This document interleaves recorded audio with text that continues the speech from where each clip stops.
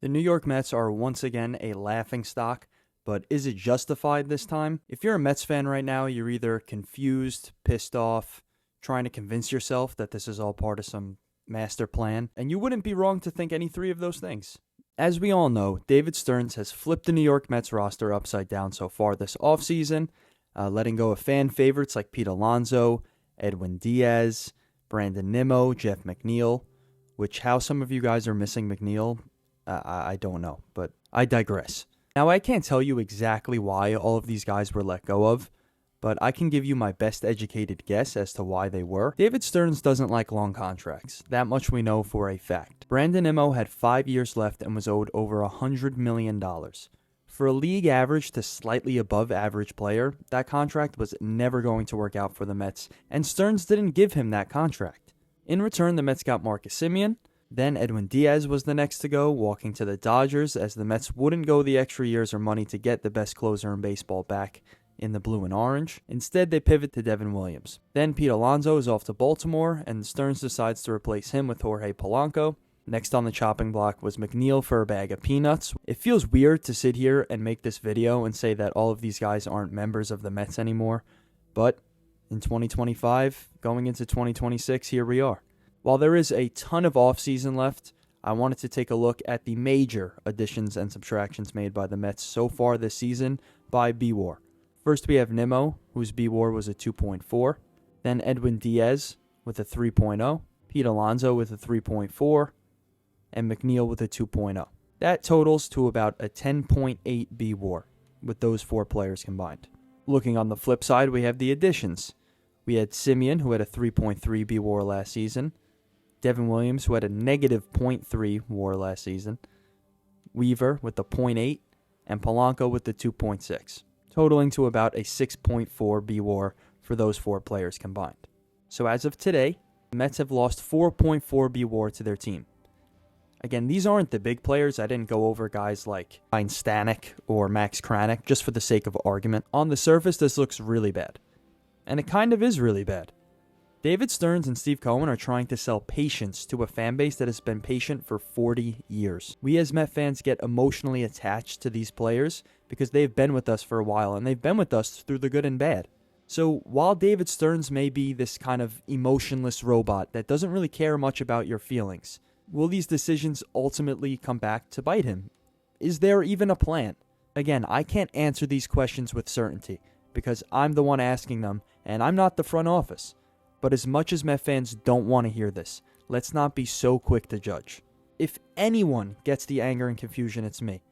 3 weeks ago, I was on here screaming for Stearns' head like everyone else. And yes, losing all of these guys doesn't make much sense to any of us right now. And maybe it never will. But maybe, just maybe, it all works out.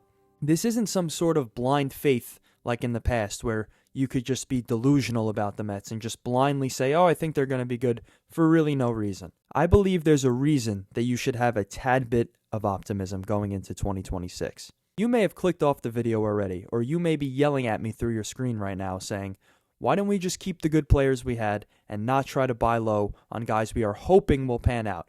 And I completely understand that. And I agree with you to an extent. The Mets, even with letting go of all of the players I have named, have the second highest payroll in all of baseball. David Stearns' job as a GM is to evaluate the roster and make the best financial and future moves for the organization as a whole. When taking that into consideration, he did not feel that keeping those guys around long term with the tons of money that they were about to get was the right move for the team. Why does he think this? Well, that is the million-dollar question that I will try to answer today. Here's my best guess that nobody asked for. This isn't just about saving money. This is about something the Mets haven't committed to in a long time. Letting their young hitters actually grow. Brett Baty, Mark Vientos, Francisco Alvarez, Ronnie Mauricio, Carson Bench. This is the bet. Not Polanco, not Semien, this. Every prospect doesn't work out, but these are guys with real potential. Baty, Vientos, Alvarez, they've all had their struggles in the big league so far. That's no mystery to anyone who's watched the Mets. But they are all under the age of 27, have team control for years, and outside of Vientos, really all showed improvement last season. When you bat low in the order and you don't get consistent playing time and get ridiculed for going into bad slumps, it's hard to break out. Imagine guys like Francisco Alvarez and Mark Vientos hitting behind Juan Soto. That could work wonders for their career, and as we all know as Met fans, those guys can hit the shit out of the ball. Beatty was another one who showed major improvement last season. With those guys a year older and getting consistent playing time every day now, and they feel comfortable, I think Met fans will come to fall in love with the baby Mets we were once so excited for. Just give the damn kids a chance. How many times have we seen young players for the Mets not get a true opportunity to be the player they could be? Then when they aren't good, we ship them out and then they become a star somewhere else. If you want to know what David Stearns is really betting on, it's not these veterans. It's Beatty, it's Vientos, it's Alvarez, it's Mauricio, it's Benj. And whether you like it or not, that's a philosophical shift the Mets haven't made in decades. Money can't buy happiness, and happiness in baseball is winning. Now, I know what you're probably saying. Mr. Five Borough Sports, what about the pitching? Sure, maybe the lineup won't be so bad after all, but what about the pitching that caused this epic collapse that happened last season? And to that, I tell you, you're not wrong one bit. This starting rotation fully spiraled last season and played a big part into the collapse. If Stearns and the Mets are serious about winning next season, they would grab a starter or two. But this just furthers my point about the core of this Mets team being the young people that they have. Jonah Tong, Brandon Sproat, Nolan McLean. Those three guys put up numbers in the minors. And Sproat and McLean, they looked like real MLB pitchers, especially McLean, who looked like an absolute ace last year. He was untouchable.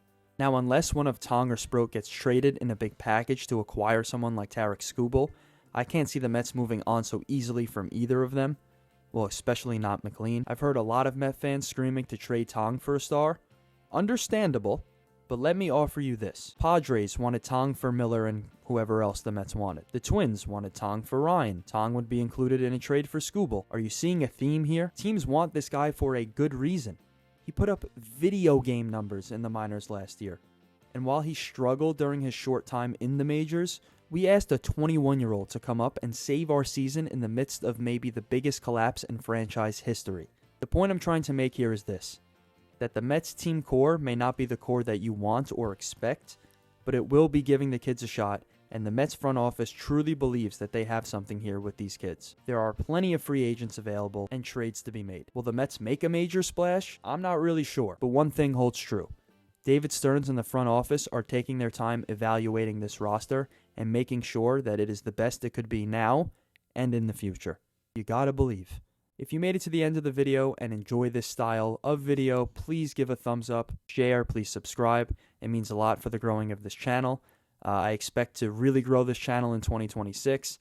I'm going to put out as many videos as possible on all of the major New York sports. So again, thank you guys for watching, and I'll catch you on the next one.